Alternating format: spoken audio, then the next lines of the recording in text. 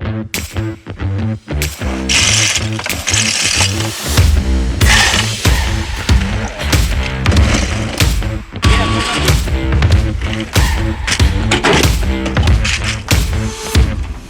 starting a restoration project with DNR and with Yamaha Rightwaters to put some oyster reefs out in the bay here to see how the presence of those oyster reefs is going to change the shoreline and sediment accumulation, with the goal of ultimately seeing how much carbon we might capture on an oyster restoration project.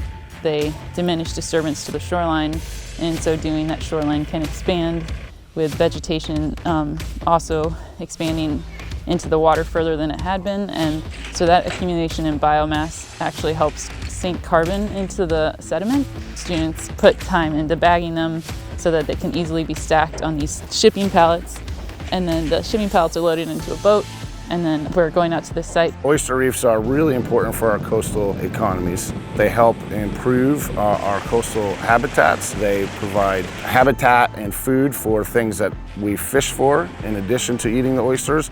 And so that drives a lot of tourism in the region. The oysters also protect shorelines, prevent erosion. Working around tides means that sometimes you have very early mornings, but that's okay, you know, it's just part of the job. But there's definitely a lot of grunt work and dirtiness and sweat, and especially like in coastal Georgia, there's humidity and wetness, and it's great to see like nature in action and to be able to like approach that from a scientific perspective.